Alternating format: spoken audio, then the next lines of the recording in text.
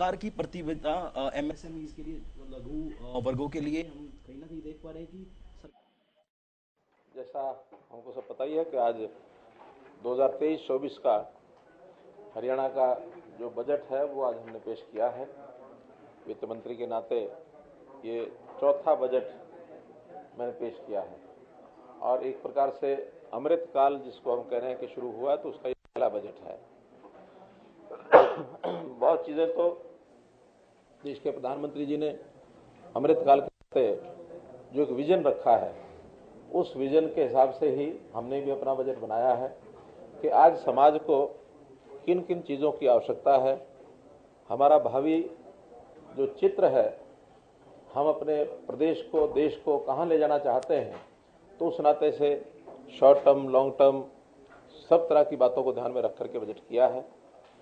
इस बजट में 25 साल की जो बाद आने वाला जो समय 2047 15 अगस्त यानी जब अपने देश की आयु, हम अपने आप को देश मान लें तो हमारी आयु 100 साल की हो जाएगी। तो 100 साल देश की आज़ादी के बाद देश कैसा हो, इसकी नींव अभी से सभी प्रदेश और देश को रख रहा है। उसमें मोटे रूप से हमने जो आज के इस बजट में कहा जा सकता है कि जो ज़रूरतमंद लोग हैं, चाहे वो गरीब है, फिर चाहे वो किसान है, युवा है, जिन जिन को लगता है कि एक रेगुलर वे में सहायता की भी आवश्यकता है, उसको आगे बढ़ने की आवश्यकता है, पैरों पर खड़े होने की आवश्यकता है, उस सारे हिसाब से हमने बनाया। और विशेष तौर पर एक जो योजना हमने बनाई कि देश के यानी प्रदेश के सभी परिवारों की चिंता, सभी नागरिकों की चिंता हम किसी न किसी रूप में करें। परिवार से आगे अगर नागरिक इकाई हम देख रहे हैं तो आज 2,85,00,000 हमारी नागरिकों की एज पर पीपीपी, थोड़े हजार ऊपर नीचे हो सकते हैं, लगभग इतनी हो गई है। और हर एक की एक एज होती है, उस एज के हिसाब से हमने 6 भागों में पूरे आबादी को बांटा है। 0 to 6 दायित्व दिया है WCD को, 6 to 18 दायित्व दिया है स्कूल एजुकेशन डिपार्टमेंट को, 18 to 25 दायित्व दिया है हायर एजुकेशन को, 25 to 40 दायित्व दिया है युवा और कौशल और यूथ एम्पावरमेंट को, और 40 से 60 ये हमने दिया राजस्व विभाग को, और 60 से ऊपर जो हमारा सेवा विभाग है, सोशल जस्टिस इसको पहले कहते थे, उसी के साथ और कुछ चीजें जोड़ करके तो सेवा विभाग का नाम है, तो 60 से ऊपर के सभी नागरिकों का दायित्व उनको दिया है। यानी अगर एक परिवार में 6 सदस्य अलग अलग आयु वर्ग के होंगे तो 6 के 6 विभाग उस परिवार में जाएंगे। एक 6 साल से कम का है, दूसरा 6 से 18 का है, तीसरा 18 से 25 का है, चौथा सदस्य 25 से 40 का है, पांचवा 40 से 60 का है और छठा 60 से ऊपर का है।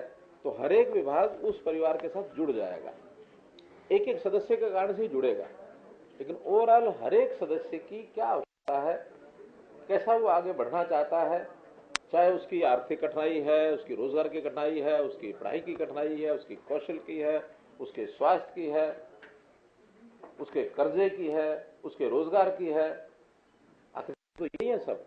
तो इन सब चीजों के लिए माइन्यूट माइक्रो मैनेजमेंट ये करने की ओर आगे बढ़ रहे हैं, और ये सब संभव हुआ है परिवार पहचान पत्र जो हमारा एक प्रोजेक्ट है उसके कारण से।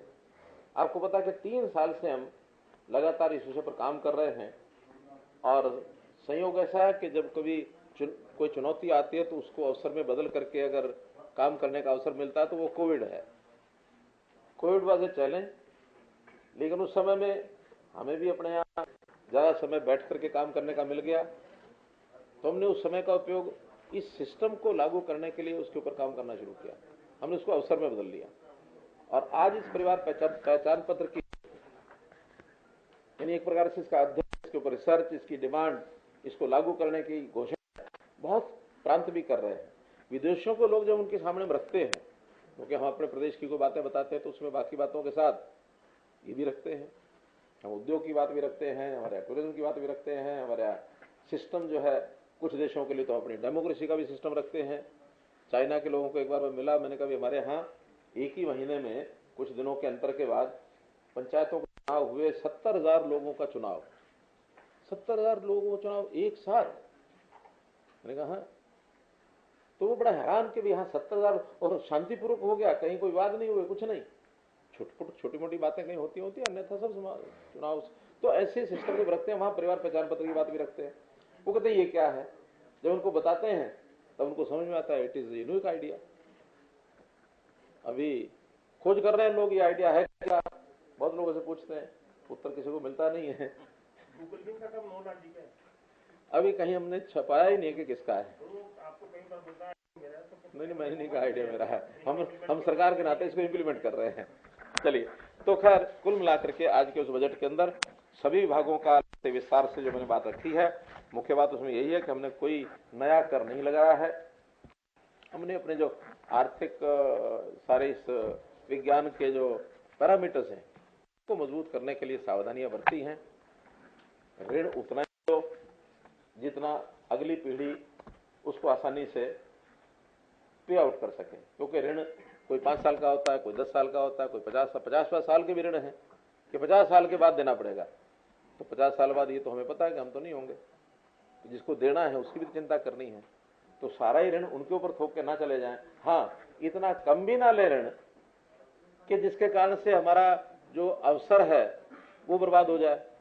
इस अवसर का उपयोग करना है, उसके पैरामीटर हमने नहीं बनाए हैं, वो वर्ल्ड बैंक ने, रिजर्व बैंक ने, नीति आयोग ने, सबने मिलकर के जो पैरामीटर्स तय किए हुए हैं, तो हम उस पैरामीटर्स के अंदर ही हैं। जैसे हमारा राजकोषीय घाटा जीडीपी का 2.9%, ये हमने प्रोजेक्ट किया है। 3.5, हाँ 2.96, हाँ। ये अमाउंट जैसे कल वाला तमाशा तो आपने देख ही लिया, उस अमाउंट में कई झगड़े हैं।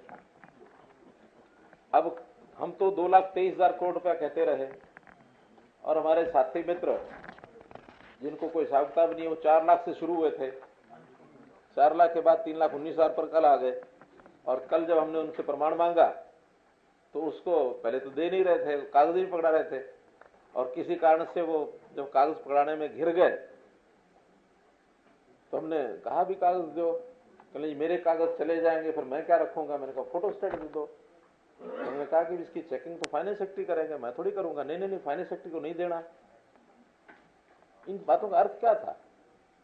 तो फाइनेंस सेक्रेटरी ही तो मेरे सारे सिस्टम को तैयार करते हैं, और क्या ठीक है क्या गलत तो फाइनेंस सेक्रेटरी बताएंगे, मेरे पास इसका सिस्टम थोड़ी है। अब उस पर अड़ गए, नहीं उनको नहीं देना है। और कुल मिलाकर के निकला क्या है उसमें मैं आपको बताता हूं। मैं आज उसका जवाब देने के लिए 14-15 का जो बजट है वो भी लेके आया हूं।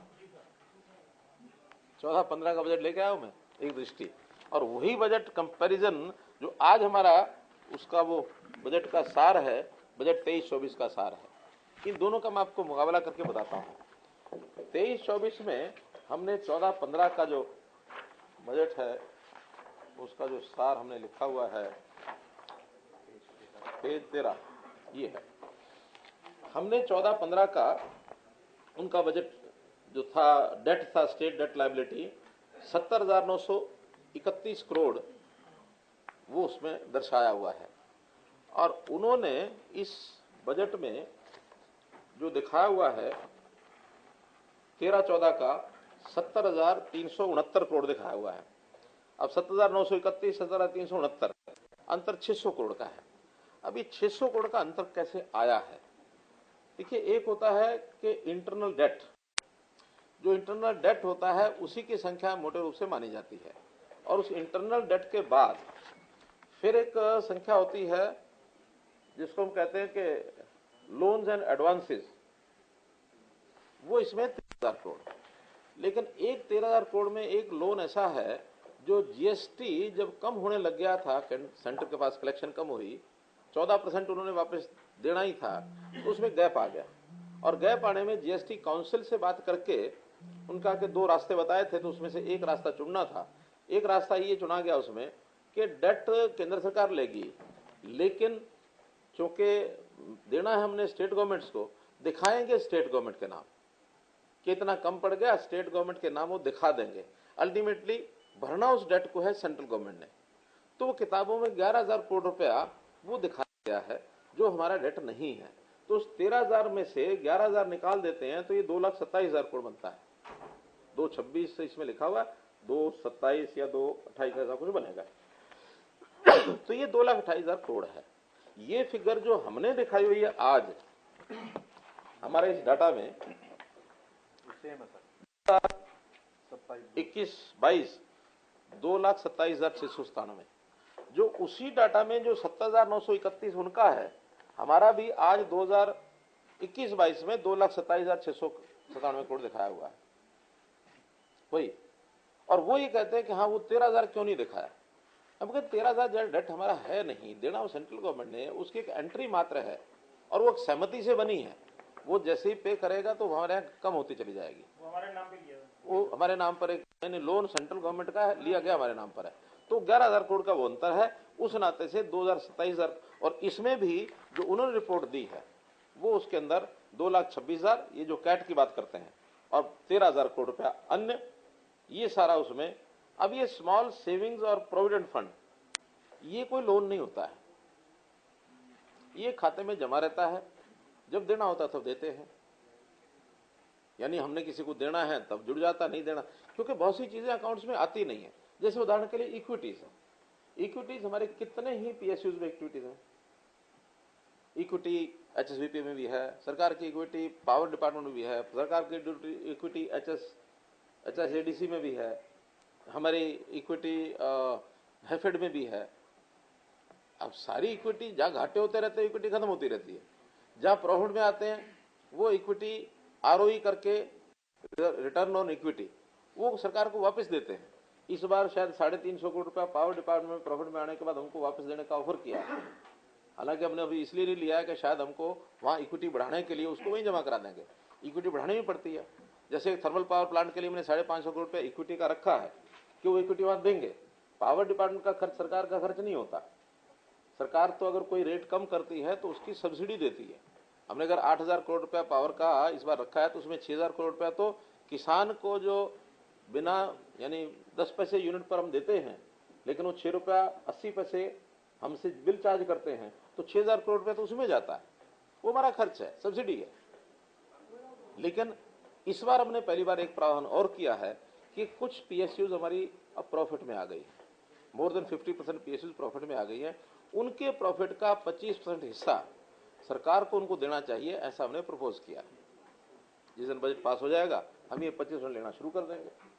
इस बार भी एचएसबीपी का प्रॉफिट 2,000 करोड़ रुपया है, तो 2,000 करोड़ रुपये में 500 करोड़ रुपया आएगा। पहले कभी आज तक लिया नहीं, जो पीएसयू में गया समझो गया। पीएस वाला भी 17-18,000 करोड़ है। हाँ, तो अब इसमें कुछ एसेट्स, कुछ लायबिलिटीज, तो कुछ एसेट्स भी होते हैं। अब सरकार ने भी बहुत चीजों के आगे एडवांस किए हुए हैं, तो एडवांस तो उधर से आएंगे और ये चीजें जाएंगी। ये लोन वैसा लोन नहीं है, लायबिलिटी एसेट दोनों चीजें चलती हैं साथ साथ। तो इस प्रकार से इसके अंदर अब वो क्या कहते हैं, मतलब मेरे से तो बात नहीं हुई, लेकिन बाहर उन्होंने जो चर्चा की है, आपसे भी पता नहीं आज होगी कि नहीं इनकी चर्चा। आज करेंगे, इस बैठक के बाद करेंगे, तो जरूर कहेंगे कि अगले साल देखना 5 लाख करोड़ हो जाएगा। अगले साल क्या हो जाएगा।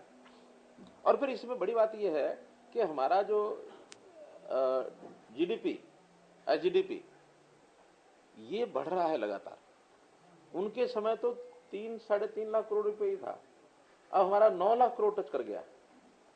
कितना अभी 10 के करीब 994 की अनुमान। तो जो 994 10 लाख हो गया तो 10 लाख में अगर हम 25% उसका मान के चले, हालांकि अब उसकी लिमिट 33% बढ़ गई है, कोविड का तो बढ़ाया गया, 33% माने तो 10 लाख का कितना हो जाता है 3.5 लाख। हाँ 3.5 लाख, हम 25% के अंडर हैं अभी। 25-45 अगले साल तो 25 पर 4-5%। बताया ना 25% ले सकते हैं, हाँ 33 ले सकते हैं, 3.5 लाख करोड़ रुपए हम ले सकते हैं, लेकिन हम नहीं ले रहे हम, क्योंकि पहले ये 25% की लिमिट होती थी, हम चाहते हैं 25 ही रहे। अब वो कुल मिला के सारे हिसाब किताब लगाने के बाद ये 1-2% ऊपर नीचे लास्ट में अकाउंट होते होते हो जाता है, क्योंकि पहले तो अनुमान होते हैं। अब अनुमान में फाइनली कितनी रिसीट आएगी, कितना खर्चा होगा, वो 1% ऊपर भी हो सकता है, नीचे भी हो सकता है। लेकिन पंजाब आज 48% पहुंचा हुआ है, 48%। तो मित्रों, हमने अपने बजट को हर दृष्टि से एक मजबूत बजट रहे, कई इसके पैरामीटर्स होते हैं जिसके ऊपर हमने ध्यान किया है। जैसे ये 14-15 का है,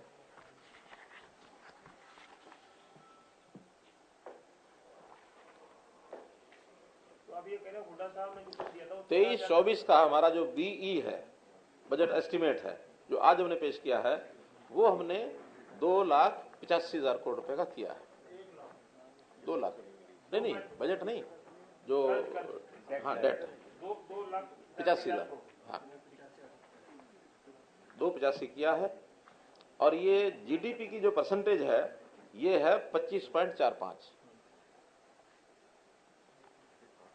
एक समय ऐसा भी था, ये हमारे यहाँ भी 27.69 गई थी, लेकिन अब उसमें कमी आ गई है।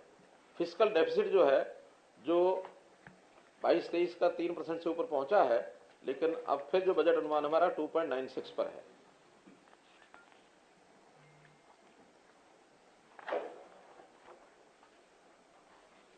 कोविड के दौरान 3.5 अलाउड था, उससे पिछले साल 4 अलाउड। कोविड में स्पेशल प्रोविजन की, तो वहां भी हम कमी थे लिमिट। तो इसलिए हमारे यहाँ जो भी ये सारा इनको दे रहे हैं ना, हाँ सब, तो इसमें सारे आंकड़े हम सब देख सकते हैं, कहीं भी किसी प्रकार का अलार्मिंग मामला नहीं है। जैसे रेवेन्यू डेफिसिट है, तो रेवेन्यू डेफिसिट जो होता है वो वैसे तो 0 ही होना चाहिए, आदर्श तो वही है, लेकिन 0 कभी इतने सालों में नहीं हुआ। एक बार हमारे यहाँ 16-17 में, 15-16 में 2.36, 16-17 में 2.83, लेकिन ये घटते घटते अब पहली बार 1 से नीचे आया है, 0.94। ये परसेंटेज है रेवेन्यू डेफिसिट टू जीएसडीपी, यानी जीएसडीपी का 1% कितना हुआ? 90,000 करोड़। हाँ, तो 9,000 हमारा करोड़, 1% 9,000 करोड़। 9 तो 9,000 से भी हमारा कम आ गया है। अब ये रेवेन्यू में और एक्सपेंडिचर में ये इतने गैप तो रहेंगे ही। ये गैप बिल्कुल नहीं रहेगा तो इसका मतलब हमारी इनकम ज्यादा होगी, लोग कहेंगे खर्च ही नहीं किया आपने, आप खर्च करने की मानसिकता नहीं है आपकी, आप बचा के रखना चाहते हो, हैं? नहीं, ओपीएस का तो देखिए, ओपीएस का मामला ये ठीक है कि कुछ लोगों ने इसको चर्चा को चलाया। देखा जाए तो 2005 में 6 में सब सहमति थी, पार्लियामेंट में बिल पास हुआ, सबने इसको लागू किया। आज केवल वोट की राजनीति के कारण से चल पड़ी हैं कुछ स्टेट्स ने। देखिए, गलती किससे हुई किससे नहीं हुई, लेकिन हमारा कहना है कि उस समय उन्होंने ठीक किया है, मैं उनको श्रेय देता हूं इस बात का। उस समय उन्होंने जो किया, सोच समझ के किया, इस बात का श्रेय देता हूं। क्यों? क्योंकि आज कोई भी चीज है, हम आज की लायबिलिटी, क्योंकि ये कर्मचारी तो आज के हैं, आज की इनकी जो लायबिलिटी है हम अपनी पीढ़ी पर, अगली पीढ़ी पर छोड़ के जाए, और जैसे जैसे कर्मचारियों की संख्या बढ़ेगी वैसे वैसे उसका वजन बढ़ेगा। आज सैलरी भी अच्छी खासी बन जाती है, डिमांड भी बढ़ती है, तो सैलरी बढ़ा करके जो निकालना आज ही निकाल लेना। आखिर कोई भी प्राइवेट आदमी, वो भी तो जो सेविंग करता है अपने इनकम के समय ही करता है या नहीं, बाद में उसको देता है, तो उसको तो अपने समय में करना होता है। इसलिए अपने भविष्य की चिंता अपने आप करने का अभ्यास बढ़ना चाहिए। मेरे भविष्य की चिंता कोई और करेगा 60 साल के बाद। नहीं, वो तो मेरा अपना मत है, कमेटी जब आएगी निर्णय देगी, और कमेटी में भी बहुत लोग, उनसे भी बातचीत करेगी, अपने भी इनसाइड सारी बातचीत होगी कमेटी में। हम लोग अपनी कोई राय बनेगी तो केंद्र को हमको लिखना होगा, केंद्र सरकार भी इस पर बैठ के विचार कर रही है। अब आखिर पिछले दिनों में 4% बढ़ाया ही है ना, पहले 10-10 था, अब केंद्र सरकार 4% बढ़ा दिया, हमने भी 4% बढ़ा दिया, तो अल्टीमेटली है कि वो जो फंड है वो कैसे बढ़ जाए। केंद्र सरकार क्या विचार कर रही है? अभी हमें नहीं पता क्या कर रही है। नहीं, लेकिन ये विषय चूंकि जब से आया है तो निश्चित रूप से सारे विचार करेंगे ना।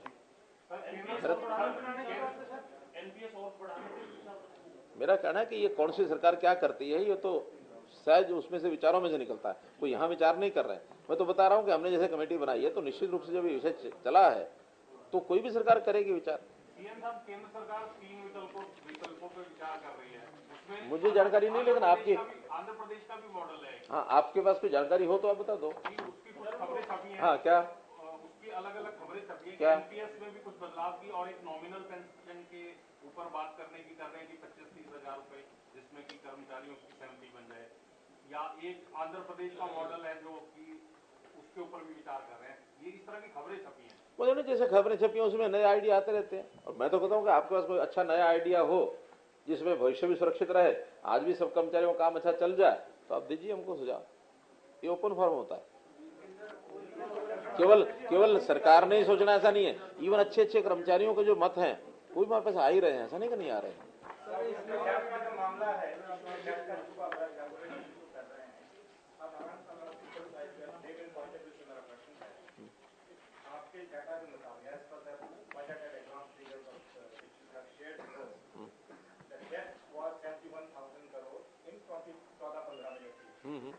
अब जो है नेक्स्ट प्रोजेक्शन जो आपने दी है अगले साल के लिए, मतलब नेक्स्ट ईयर जो है, when you will be completing 10 years in power, that will rise to 2.85 lakh crore.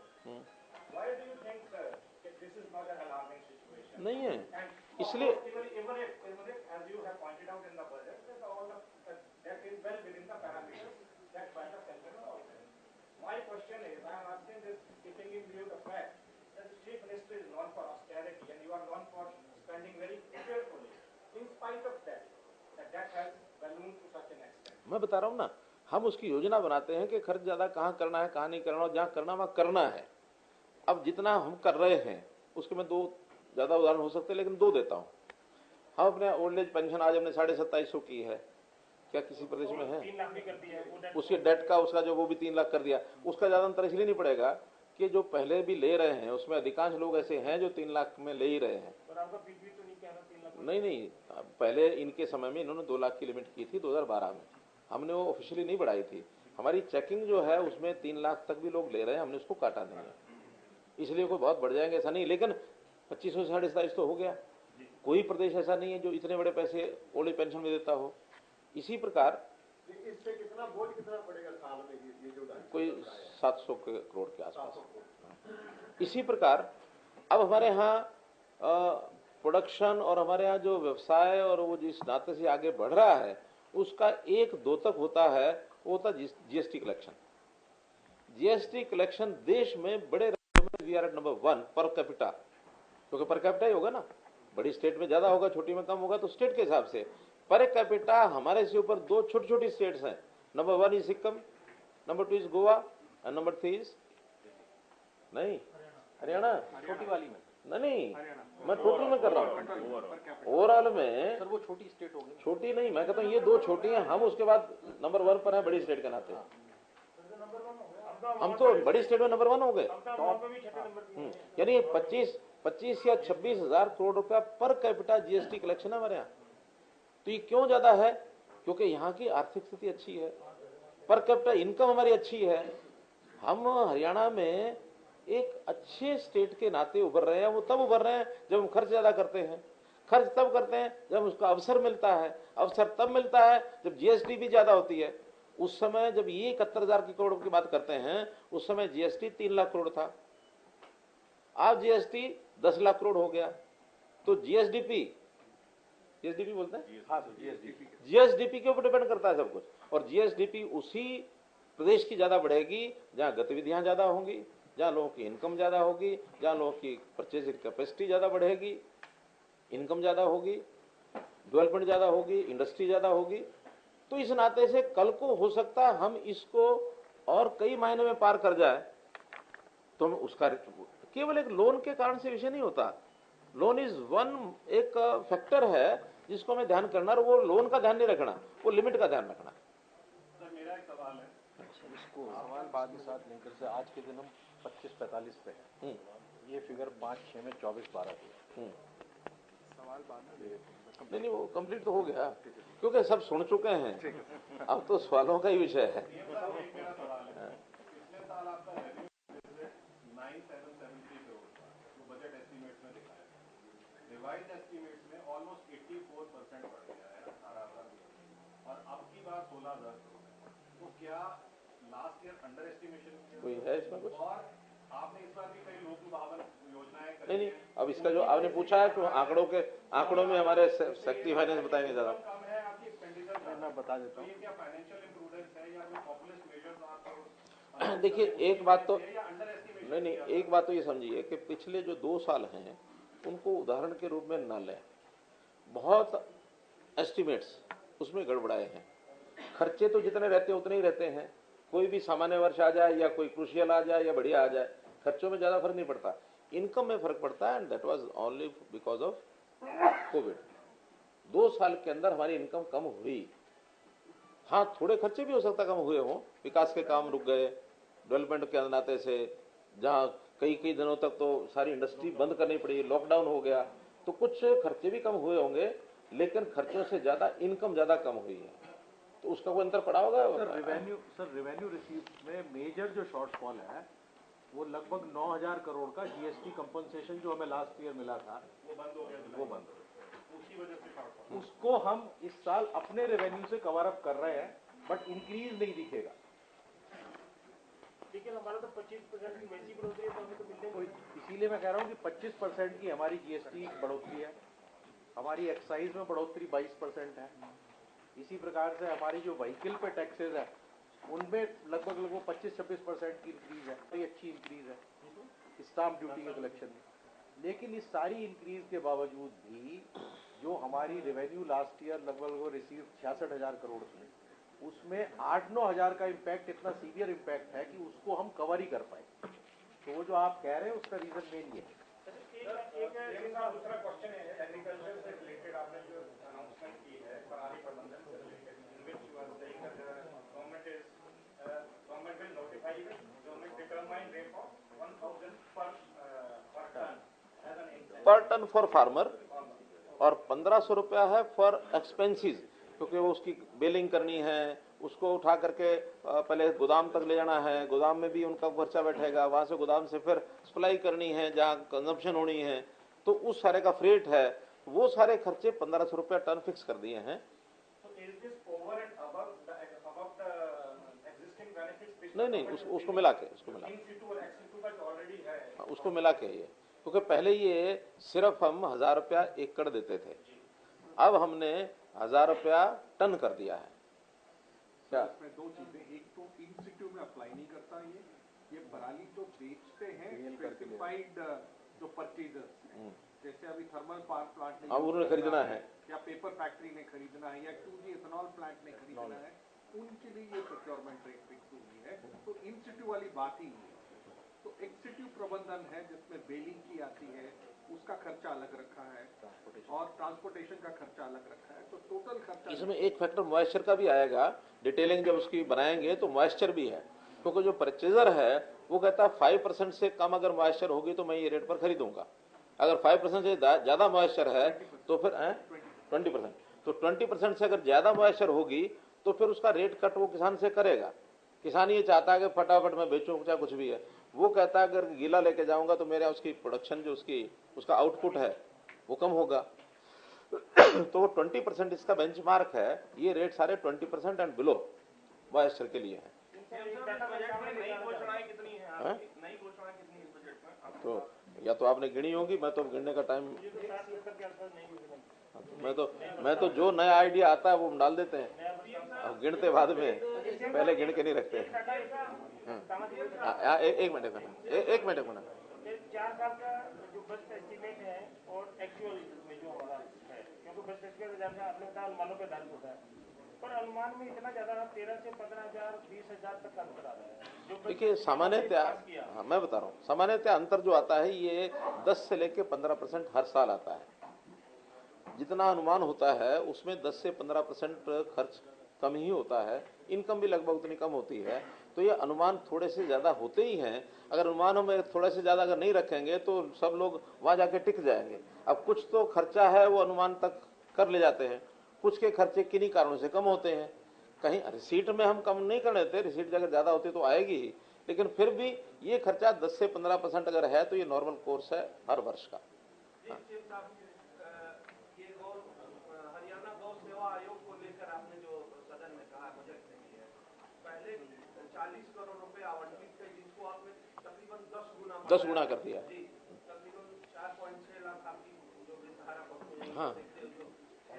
तकरीबन 32 है सर। बजट मतलब इसको लेके 10 गुना बढ़ाया गया, तो जो रेवेन्यू जनरेट करना है इसके लिए और भी आपके खर्चे बढ़ रहे हैं इस नए वित्तीय वर्ष में, तो इसको आप कहाँ से लाने का ये करेंगे? और जिस तरह से ये अगर कहा जाए तो गायों को लेकर विवाद भी चल रहा है हरियाणा में। किस बात का विवाद भी चल रहा है सर 2-3 दिन से हरियाणा में। वो अलग, उससे बजट से लेना देना नहीं कोई। तो इसके लिए कहाँ से ये आ रहा है? 10 गुना बढ़ाया 400 करोड़ कर दिया 40 करोड़। देखिए, पहली बात तो है कि सब चीजों के लिए तो 10% नहीं बढ़ाया है, एक उस काम के लिए 10% बढ़ाया है। और इस बात के लिए एक स्वीकारोक्ति मेरी है कि अभी तक हमारा बजट इस काम के लिए बहुत कम होता था, आसपास की स्टेट्स का बजट हमारे से भी ज़्यादा था, और इसके कारण से हमें लगा कि गौशालाएं जो हैं वो बहुत दिक्कत में रहती हैं। ये बात भी है कि हमारे जितने डिस्क्रिशनरी फंड्स हैं मंत्रियों के, मुख्यमंत्री के, उसमें ज़्यादातर पैसा इन्हीं कामों में ही जाता रहता था। तो अब हमने विचार किया कि इसका अगर फंड अपने आप में उनको ज़्यादा मिल जाए, वो अपने पैरों पर खड़ी हो, कुछ तो जन समाज भी करता ही है, क्योंकि ये सारी सामाजिक कार्य एक प्रकार का, तो समाज भी योगदान करता है। हमारे तो किसान जो है साल के शुरू में जब खेती उठती है उस समय अनाज भी देता है, तूड़ा भी देता है, सब गौशालों को देते हैं। फिर भी जब ये आभास हुआ कि वो कम रहते हैं, हर जगह उनकी डिमांड रहती थी, उस डिमांड को इसमें से पूरा करेंगे। एक ध्यान रखेंगे कि इसमें जो बेसहारा पशु है उनके लिए ज्यादा मात्रा होगी, और ताकि जिसके कारण से हमने सड़कों पर जो बेसहारा पशु घूमता है, जिसके कारण से एक्सीडेंट्स होते हैं, उसकी सुनिश्चित पुख्ता एक इंतजाम करेंगे। चाहे उसके लिए नई गौशालाएं भी बनवानी पड़े, ग्रामीण जो विकास पंचायती राज है उसकी जमीनें, पैक्स की जमीनें हमारे पास कुछ खाली पड़ी हैं, तो उसके लिए भी हम व्यवस्था करेंगे। लेकिन बेसहारा पशु सब जाए और गौशालाएं जो हैं वो अपने पैरों पर खड़ी हो जाए। आपने बताया था कि बजट तैयार करते समय कितने लोगों के सुझाव लेंगे, कितनी बैठकें करेंगे, इस बार लगभग कितने लोगों के सुझाव सर आए? जिसके बाद देखिए, अब सारा तो हिसाब किताब है, सारे एमपीज, एमएलए, इंडस्ट्री डिपार्टमेंट, सारी इंडस्ट्री, नंबर अगर बताना हो तो क्या 150-200? इससे भी ज्यादा सर। हाँ, हमने भी उसका आंकलन नहीं किया, लेकिन हमने ज्यादातर एक ही चीज को देखा है उसमें, क्या किस किस को एडजस्ट कर सकते हैं, जो हमारी बजट लिमिटेशन में आते हैं उनको हमने किया है। सीएम साहब, अभी आपने गौशालाओं का जिक्र किया है, लेकिन काफी आपने कड़ा कानून भी बनाया है गौ सुरक्षा को लेकर, लेकिन बावजूद इसके अभी तक तस्करी के मामले जो है वो कम नहीं हो रहे हैं। भिवानी का उदाहरण भी आपके सामने है, उसके अलावा कई और मामले भी सामने आए हैं, तो कैसे ये कम हो गए सर? गौ रक्षकों को क्या कानूनी अधिकार, जिस तरह से विपक्ष आरोप लगा रहे हैं? देखिए, ठीक आंकड़ा तो हमारा होम डिपार्टमेंट उसमें दे सकता है कि भी कितने मामले पहले होते थे और कितने अभी हो रहे हैं, उसकी जानकारी आपको जरा पता करके आप दिलवा दें। लेकिन हमने कभी भी इस प्रकार के प्राइवेट लोगों को इस प्रकार का कोई अधिकार नहीं दिया है कानूनी रूप से। हाँ, गो टास्क फोर्स हमने हर जिले में बनाई है। उस टास्क फोर्स में उसका इंचार्ज जो होता है वो डीएसपी होता है, और डीएसपी के साथ वहाँ के नॉन ऑफिशियल मेंबर्स को भी देते हैं, ताकि कोई जानकारियां उस टास्क फोर्स के माध्यम से आए तो पुलिस उस पर एक्शन करेगी। किसी को भी कानून अपने हाथ में लेने का अधिकार ना है, न कभी दिया जा सकता। लेकिन इसी के साथ पार्टी ने जो 2023 में या 24 में जो बजट में बड़ी अच्छी बात की है सहकारिता की। सहकारिता का विषय ऐसा विषय है जिसको मैं समझता हूँ, इससे अनपढ़ और बेरोजगार आदमी को रोजगार मिले। तो इसमें क्या, जैसे आपने चावल की निर्यात की बात की है, क्या इसमें जो गरीब सब्जी उपलब्ध करने वाले किसान हैं उनको फायदा इसमें दे सकते हैं? इसके बारे में किसान बिल्कुल देंगे। इस बार हमारे सहकारिता मंत्री केंद्र के अमित शाह जी आए थे, उनसे एक यही विषय निकला हमारा कि भी हम ताज़ा सब्जियां, फल, इसको कैसे निर्यात करें। उसके लिए कोई एक तो उसमें टाइमिंग का बहुत बड़ा महत्वपूर्ण फैक्टर होता है, क्योंकि पेरिशेबल आइटम है। चावल तो है, हमने मानो खरीद लिया और 3 महीने बाद या 2 महीने बाद या महीने बाद भेज दिया, कोई बात नहीं। सब्जी तो आज अगर टूटी है और वो 24 घंटे के अंदर एक्सपोर्ट होकर पहुंचे नहीं, तो आपको पता पेरिशेबल आइटम है, या उसको स्टोर करेंगे तो महंगी बहुत हो जाती है। तो उसकी उनसे बातचीत हुई है कि हमारा एयरपोर्ट जो इस काम के लिए दिल्ली एयरपोर्ट है वही हमको उपयोगी है, हमारा अपना हिसार एयरपोर्ट बनेगा तो दूसरी बात हो जाएगी, भाई एयर ही जा सकती हैं सब्जियां। तो बात चली है, देखेंगे, और हम चाहते हैं कि ये हो। सर इसमें सीएस स्टोर की जो नई टेक्नोलॉजी आई है, कंट्रोल एटमॉस्फेयर कोल्ड स्टोर, उसका हम हरियाणा स्टेट क्यों नहीं लाभ उठा पा रही, क्योंकि बाकी स्टेटों ने सीएस स्टोर की टेक्नोलॉजी में बहुत बड़ा काम किया है। देखिए इसमें पावर का खर्चा बहुत ज्यादा है, और पावर के उतने खर्च होने से उतनी चीज अनवायबल भी हो जाएगी, या हम पावर सारी फ्री सप्लाई करें। हमने अगर पावर के भी जैसे बाकी बजट का हमने एक संतुलित सिस्टम रखा हुआ है, पावर का भी एक संतुलित सिस्टम रखना पड़ता है, तभी जाके आज हमारी पावर कंपनियां वो ठीक हुई हैं, लाइन लॉसेस कम कराए हैं, थोड़ा उसकी रिकवरी हमने पुरानी की है, बिल टाइम पर आ जाए, ऑनलाइन पेमेंट का सिस्टम हो जाए, 80% बिलों की पेमेंट ऑनलाइन आ रही है। तो इसलिए ये सारे सिस्टम करने के लिए फ्री पावर देना भी हमारे उस सिस्टम में नहीं है कि हम किसी भी चीज को एक को आगे बढ़ाने के लिए दूसरे में घाटे खाते चले जाएं। अपनी इकोनॉमिक्स को भी ठीक करना पड़ेगा। हाँ, उसमें हम जल्दी 24 घंटे में ताजा सब्जियां जा सकें, इसके लिए हम काम करें। विधानसभा के अंदर एमएलए ने एक हरियाणा पुलिस के ऊपर आरोप लगा दिया, इतना गंभीर हालांकि मैं तो चलिए आज केवल बजट की बात करें, आज बजट की बात करें। ओपीएस में एक प्रावधान जो एनपीएस से अलग प्रावधान है, उसमें एक मेडिकल फैसिलिटी का अलग से प्रावधान है ओपीएस के अंदर आफ्टर रिटायरमेंट। ऐसा है कि उनकी ओर से डिमांड में ये विषय आया है, तो जो कमेटी बनी है उसके अंदर रखेंगे। देखिए विपक्ष को आलोचना करनी चाहिए। अगर वो नहीं करेंगे तो विपक्ष नहीं रहेंगे, फिर वो हमारे साथ आके खड़े हो जाएंगे। इसलिए विपक्ष का काम आलोचना करना, और जब मान लो आज वो सत्ता में नहीं है तो ये करते हैं, जब वो सत्ता में थे वो भी करते थे, ऋण तो उन्होंने भी लिया है, ऐसे तो नहीं है। जहां आज कांग्रेस सरकार है वो ऋण नहीं ले रही क्या? तो इसलिए ऋण का एक सिस्टम है, वो मैंने पहले बता दिया। पशुओं के लिए उनको सड़कों से हटाने के लिए, लेकिन पिछले 8 साल में 8-10 बार डिपार्टमेंट के ऑफिसर कह चुके थे सारे पशु सड़कों से हमने हटा दिए। नहीं ऐसा नहीं, दोबारा नेशनल हाईवे में एक्सीडेंट होते हैं। नहीं सारे हटा दिए, ऐसा नहीं है, अभियान लिए जाते हैं। और ये पशुओं का मामला ऐसा है कि हम अपना कितना ही उनको घेर घोट के अंदर ले आए, लोग छोड़ने वाले भी छोड़ते रहते हैं, दूसरे आसपास के प्रांतों से भी। हमारे यहाँ राजस्थान से बहुत बड़ा एक स्मगलिंग पशुओं के, आवारा पशुओं की इस प्रकार से होती है, बेसहारा लोग पशुओं की पंजाब से होती है। तो उनका जरा एक मामला ऐसा है कि हम पूरी सावधानी बरतने के बाद भी इस चीज को कंट्रोल करने के लिए हमारा एनिमल हस्बेंड्री डिपार्टमेंट और यूएलबीज और पंचायती राज ये सब मिलकर के काम करेंगे कि इसमें से ज्यादातर पशु अब खेतों में है, या आपके जिसको बोलते हैं रोज, अब नाम मिल रहा है, नहीं है, ये गलत नाम है, हाँ रोज ही कहना चाहिए, नहीं तो ये भ्रम फैलता है। ये रोज ही है और इसके ऊपर भी कोई प्रतिबंध नहीं है किसी प्रकार का, नहीं तो लोग उसी लेकर के जीव जंतु वाले शुरू होते हैं, बोर्ड वाले।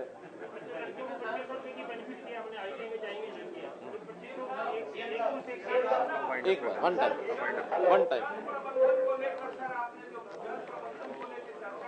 हाँ भाई, जरा जिनके प्रश्न है जरा ठीक से सुन ले सब। हाँ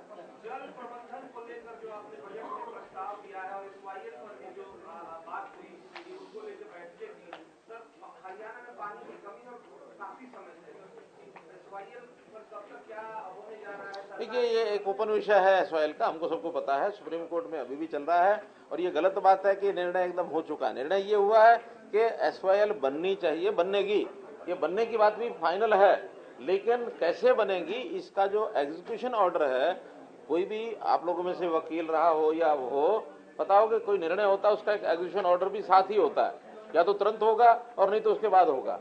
सुप्रीम कोर्ट में वो निर्णय दिया, उसका एग्जीक्यूशन ऑर्डर अभी नहीं आया है, जिसके लिए अगर मान लो हम अपने आप कर सकते तो सुप्रीम कोर्ट हमको डायरेक्शन क्यों देता कि आप मिलकर के बैठो, वही कह देते कि नहीं हमारा काम नहीं है, हमने तो ऑर्डर दे दिया। उसके बाद एग्जीक्यूशन ऑर्डर बाकी बचा हुआ है, इसके लिए हम बैठकें की हैं, अब कोई उसमें रास्ता निकला नहीं है, हमने सुप्रीम कोर्ट में कह दिया कि अब जो निर्णय करना आप करके हमको दो। उद्धव साहब ने कहा है कि सुप्रीम कोर्ट में पंजाब के खिलाफ कंटेम्प्ट ऑफ कोर्ट डालना चाहिए आपको, अगर जब निर्णय कोई फाइनल हो जाएगा, अभी कंटेम्प्ट का इसलिए नहीं है कि एग्जीक्यूशन ऑर्डर नहीं आया, एग्जीक्यूशन ऑर्डर आते ही फिर जिस एजेंसी को बनाना है वो नहीं बनाएंगे तब कंटेम्प्ट बनेगा।